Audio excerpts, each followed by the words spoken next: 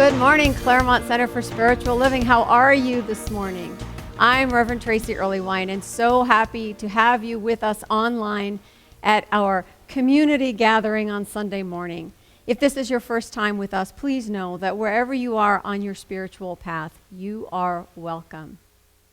Our practitioner today is Pat Richards from Harmony Center in Whittier. She will be doing our opening reading and prayer. We also want to remind you that our practitioners are available to you all the time. If you would like prayer support, if you need someone to know the truth with and for you, contact them. Their numbers and email and information is in our e-blast and on our website, and they would welcome the opportunity to do prayer work with you. For it really helps all of us, each of us, to know the truth for ourselves and for each other. It is how we recognize the magnificence of who we are. So let's begin by taking a moment to go within. I invite you to sit back right where you are, take a deep breath, and close your eyes. And simply let the sound of the bowl take you deep within.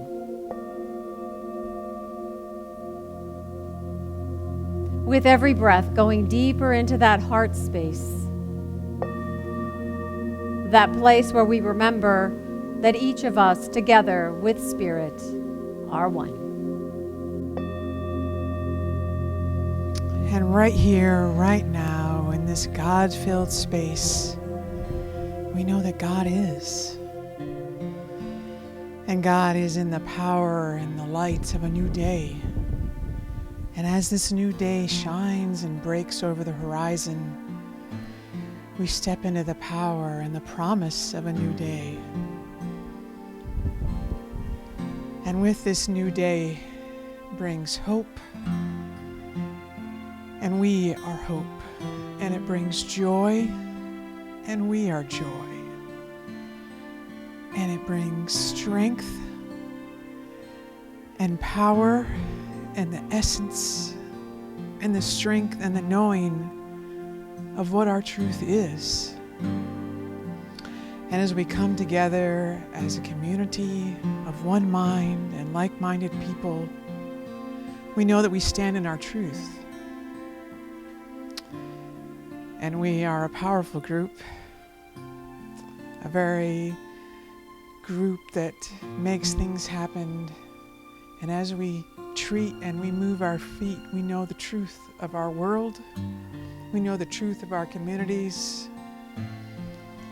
And as our goodness and our way today is to lift up our communities and surround them and help them and care for them and nourish them, because that's what our world needs today. So join with me and be a thankful, loving caretaker of our communities. So I'm grateful for this day, grateful to be of service, and grateful to be a member of this loving, caring, supporting community that knows only the truth. And please join me in saying, and so it is.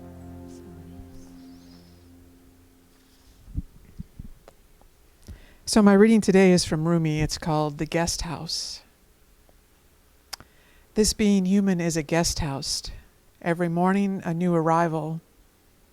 A joy, a depression, a meanness. Some momentary awareness comes as an unexpected visitor. Welcome and entertain them all. Even if they're a crowd of sorrows who violently sweep your house empty of its furniture. Still treat each guest honorably. He may be cleaning you out for some new delight. The dark thought, the shame, the malice, meet them all at the door laughing and invite them in.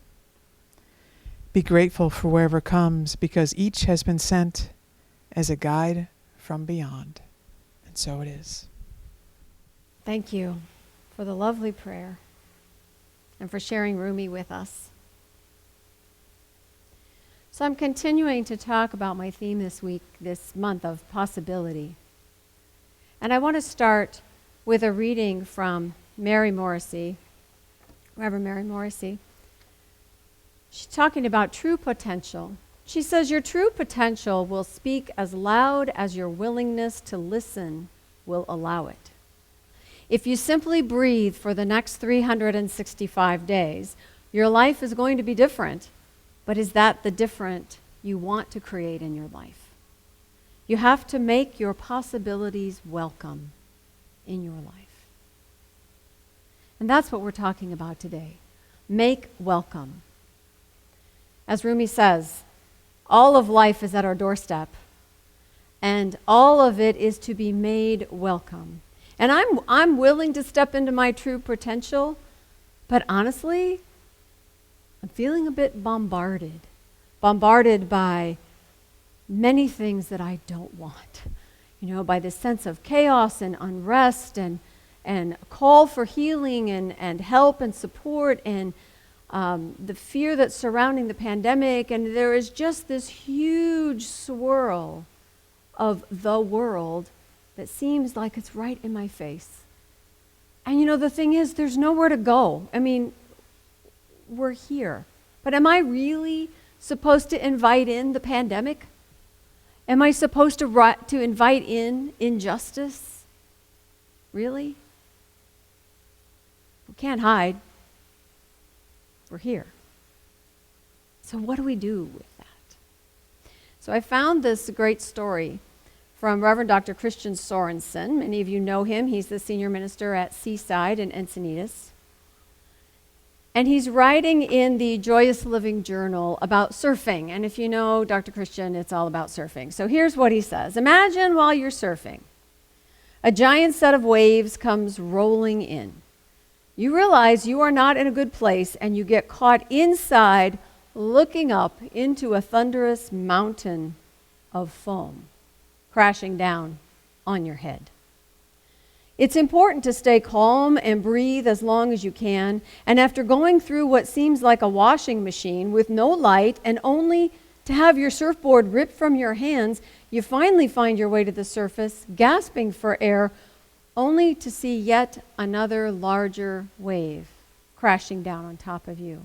And you use your last bit of strength to fight your way back to the surface, only to see your life pass before you while gasping for at least a sip of air, while being taken down another time.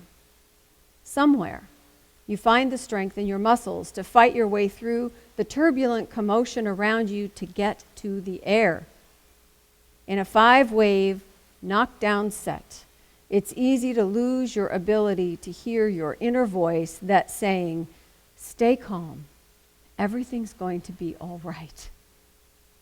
Life has the ability to amplify what appears to be a relentless onslaught of terror. Whether from doctors, lawyers, pandemics, protests, economy, relationships, whatever. But no matter how loud, distracting, or painful the facts of this world can be in knocking you down, consuming you amidst the turbulence, remember, the voice of Spirit can always be heard.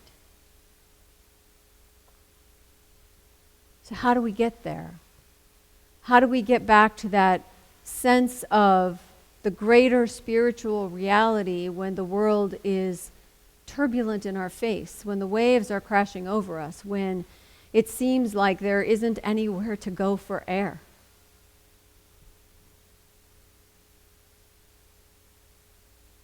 I think the first thing we have to do is remember and recognize that even in the waves, Spirit is at work. That wherever we are, God is. That the energy of life is always evolutionary and transcending and expanding, and that we are part of that, not the victim of it. And I think there's a key to moving into a place of solution from the problem, or into a sense of healing and recovery rather than damage and destruction. It's a way to move from the chaos into creativity, into co-creating something greater out of this. And the key to that, for me, is curiosity. How does that work? We're all pretty tempted to be right in this world, aren't we? There's a lot of opinions flying around these days about what we should and shouldn't do, about what's right and what's wrong, about what's reasonable and what isn't, and what needs to change and how it needs to change. There's all kinds of voices shouting to be heard. But the truth is, to be right is to cast judgment. And we're not here to be right at the expense of someone else being wrong. What we're here to do is to seek understanding. Because the more we understand, the more we know. And the more we know, the more easily we move from a place of love into creativity and solution, rather than being mired in the problems. We're not ignoring what's going on in the world at all. We're simply being curious about how things happen and what might be possible. Because the thing about curiosity is it takes us to a place of possibility. You know, the 3-year-old toddler is just as fascinated with the award-winning roses as with the dandelion. In fact, the dandelion probably wins. The toddler brings a sense of curiosity to everything. Not good, bad, better, worse. Curious. How does this grow? What is it like? What is it for? How does it smell? How does it taste? And we would do well to take that as an example. In order to know that all of these things on our doorstep clamoring to come in, that Rumi says we should welcome, we have to first know that there is good, there is spirit, there is God in all of it. That each brings its own gift. That each thing we welcome in is a guide for us to grow. So when we say yes to what life is bringing us, what life is showing us, we are actually saying yes to our own divinity within. And the way we get our curiosity activated is to ask questions. We are hardwired to seek understanding. We've just got to know how stuff works. So the first question is why? Why does it work that way? Now, not why me.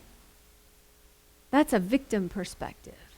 This is about an attitude of learning and understanding in a greater way. It's more, why does it work this way? Why does he act that way? Why did she say that?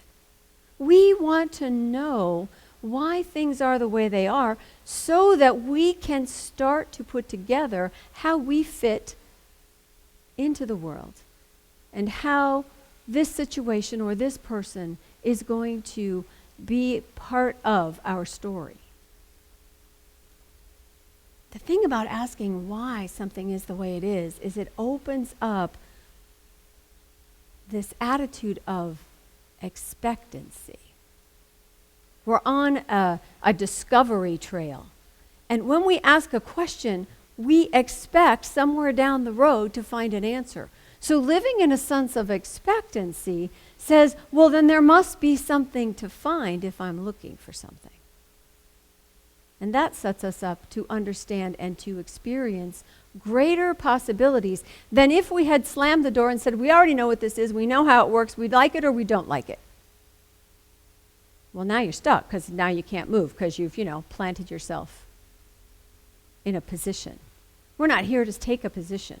We are here to step into life's greater expression.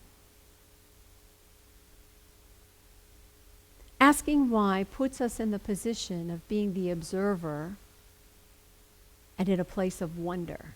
So the next time you find yourself judging someone or something as good or bad, right or wrong, less than you, better than you, flip it around to a place of curiosity.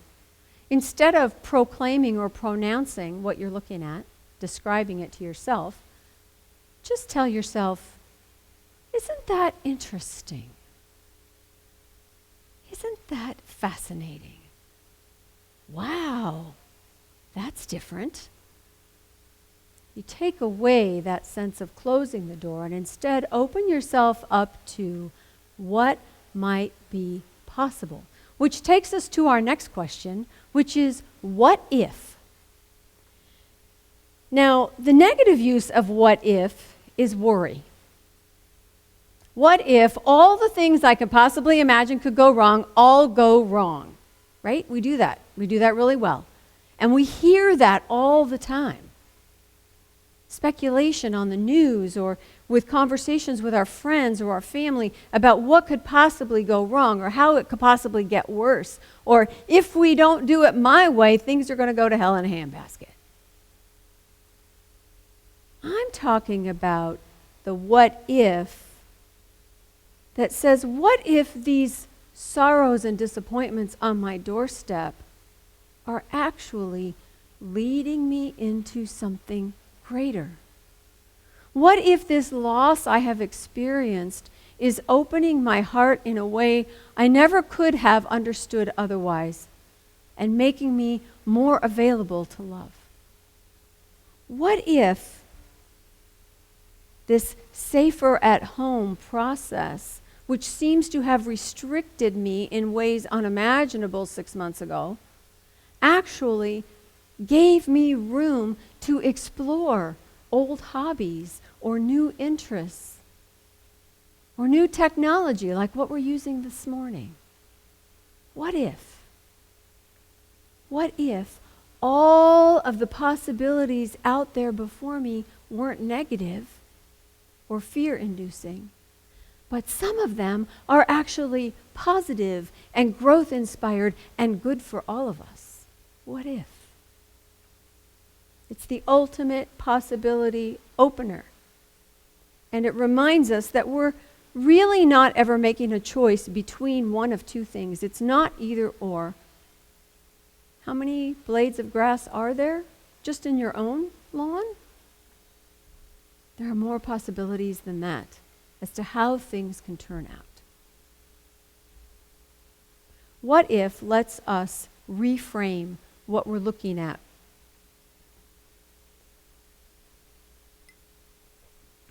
I remember taking a print to Aaron Brothers, and I wanted to get a frame for it, and I laid it out on the counter, and the woman behind the counter brought over all these different colored mats and different kinds of frames and started laying them on top of the picture. And every time she put down a different color or a different frame, it seemed to actually change the piece of art. You know, art is meant to move us, to help us experience or feel something. And every change of frame either made a color pop out or had something that was in the background show up better or recede into the background. It changed the way I experienced the picture, changed the way I felt, changed the story I had in myself about this piece of art.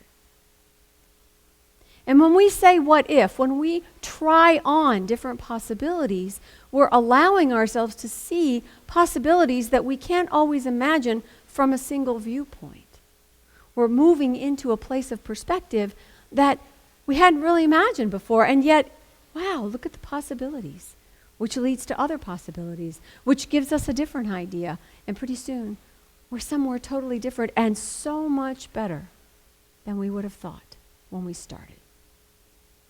You know, a plain brown frame, that's okay, but wow, there's so many other things to be done. Pat and I both like to take photographs. And if you've looked at our photographs, what you know is that we're fascinated by light and line and shadow and color. And we can take a picture from the same place on different days or at different times of day, and the light is totally different, and the picture then becomes totally different. A total different feeling comes from it. So when we bring the light of our consciousness, when we bring the light of our own perspective to a situation, we are shining that light and highlighting those things which we are looking for. Science of Mind teaches that we find what we are looking for. And so we have the ability to bring a new light to any situation in front of us, any relationship in front of us, any circumstance we find ourselves in? What if is our imagination at work?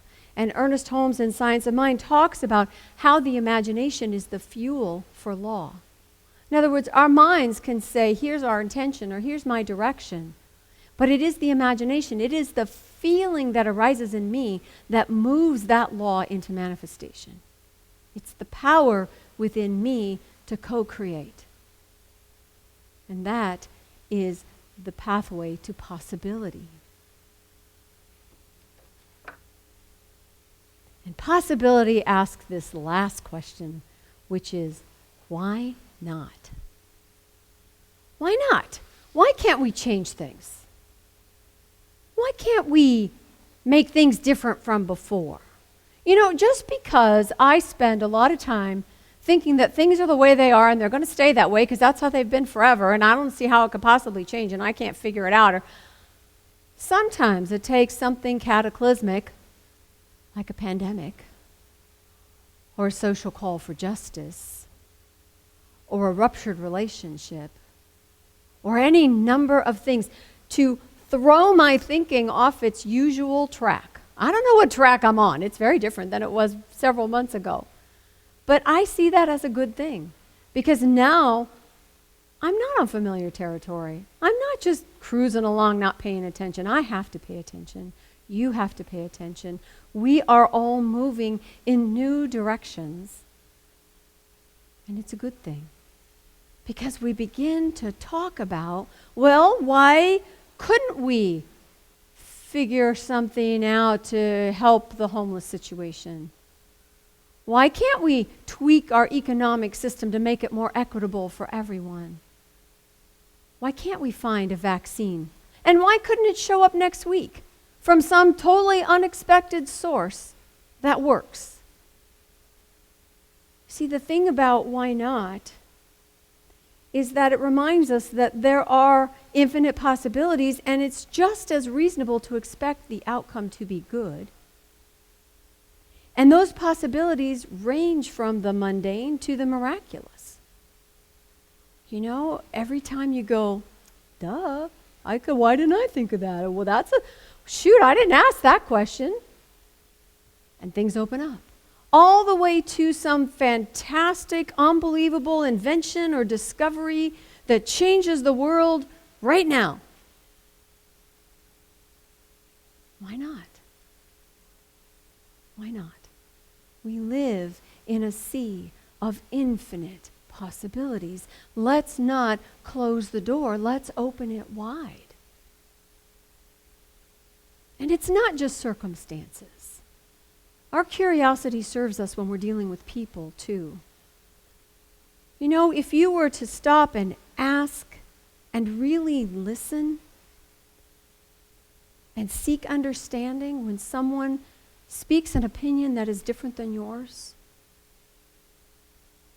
ask why.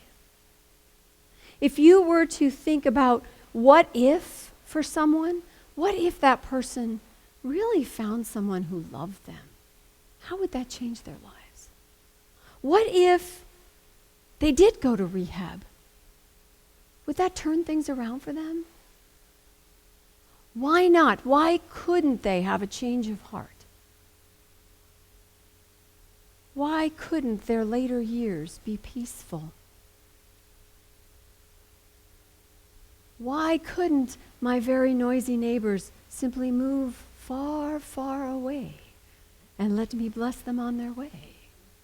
It's possible because anything is possible, because impossible isn't. And the person I think that said that the best that I found in my research was Muhammad Ali. And he says, impossible is not a fact, it's an opinion. Impossible is not a declaration, it's a dare. Impossible is potential. Impossible is temporary. Impossible is nothing. There is no power in what we cannot do.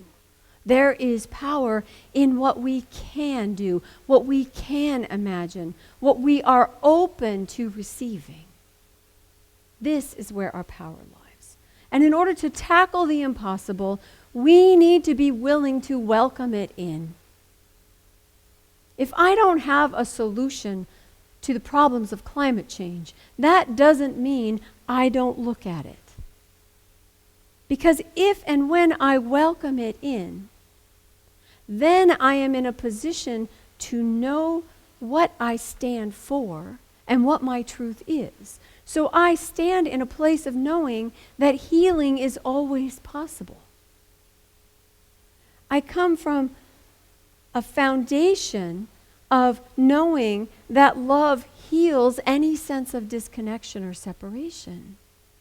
So when I look at the impossibility of changing an economic inequitable system that we live in, or racial injustice that is prevalent in our culture, when I am willing to be with the impossible, I am willing to know and I can feel in me, well, yes, I am absolutely looking to be part of inclusion and connection and love and compassion and giving.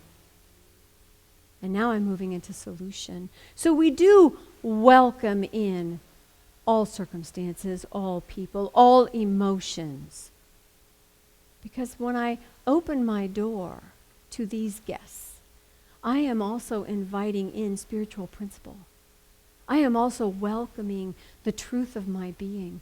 And you know, like a good hostess, I'm going to match up my guests next to each other so they can have a conversation. And I'm going to take my fear and seat it in my living room next to faith. And I'm going to take my sorrow and invite it to have a conversation with love. And I'll take my worry and introduce it to trust. What I know is that there is room for all of life as my life.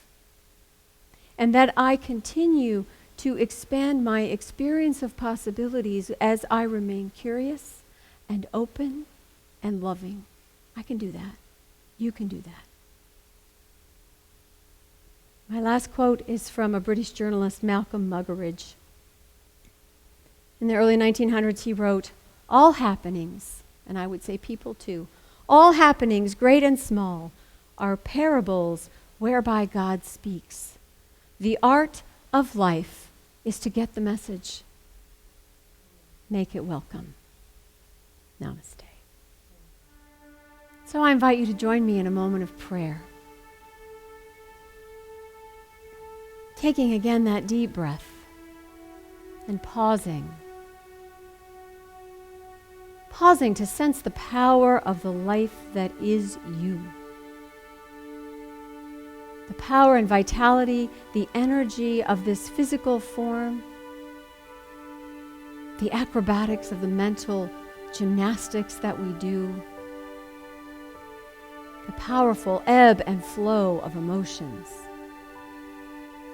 This is life as us, in, through, and each one of us. And this life is one of evolution and expansion and growth. And as nature will grow whatever is to be grown, we too will grow into whatever is ours to become, to do, to experience. And I call this experience good. And I speak my word for understanding, that I might realize no matter the disguise, no matter the appearance, no matter the name on what comes before me, it is truly always God speaking. It is always a way to move forward, to grow into that greater yet to be. And as I know this for myself, I know it for everyone, that we are all on this path of discovery. And that in truth it can be a joyful ride. And that when things are difficult, there is always a trust and a knowing that the power of life is infinite in its source. and that the way forward contains infinite possibilities. And so I speak my word for a freeing of the mind, that we might see and know in a greater way what we are capable of and beyond. That I might welcome ideas from others and hold them with a sense of reverence and respect, whether or not they are my own. And lift up this process of connecting with each other, mind and emotion and heart and spirit, trusting that together we live as love. We nurture life. We become better. We know more. We grow into our potential. For that is truly who we are called to be. And for this I am grateful. For the blessings I've already seen and those yet to be, I simply say thank you. I feel that sense of wonder and appreciation and gratitude for all of life, the parts I like and the parts I don't. For I trust and know that life is for me in all its many forms. And in making them welcome, I say yes to my own divinity. And I release my word into law. Knowing the power with which I believe, I understand that the mind of God already has this answer, already has this next step in place, perfect and complete. That this life simply unfolds in space and time, and it is good and very good and very, very good. For I know that it is God, and so it is.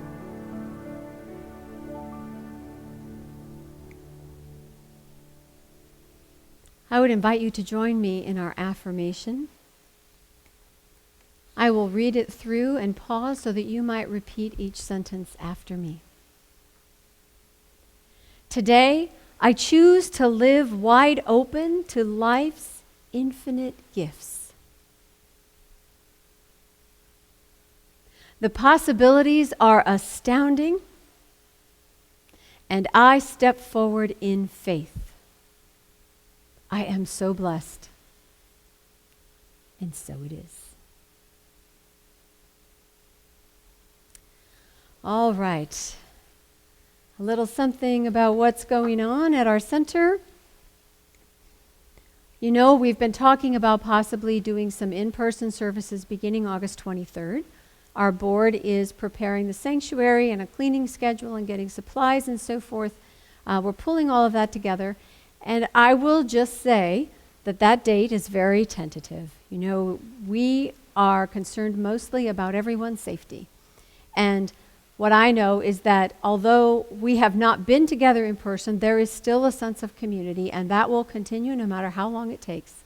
So we will keep you posted as to the date. If that changes, we'll let you know. We'll also let you know about opportunities to help out with this rollout. There are some things we will need to invest in, and you might want to be a part of that. Along those same lines, I want to thank all of you for continuing to support our community. You can donate on the web. You can mail in a check. If you have a question about it, call the office or talk to me. But I just know that this work that we do is so important, and your support makes it possible. So thank you, thank you, thank you. I want to thank, too, our production team that helps us put all this together. This is truly a group effort, and I'm very grateful for Ray and Reverend Jennifer and Living Beyond Limits for making their recording studio available to us, and for Jeff and all of our other technicians who splice and dice and put everything together for you for Sunday morning. So thank you to all of you. Our practitioners continue to hold the high watch, and without their support, we wouldn't be a community. So thank you to our practitioners for that consciousness, for that clarity of purpose, and that sense of community that they continue to hold for all of us in these strange and unusual times. We are truly blessed, and I want you to remember until next week that you are loved.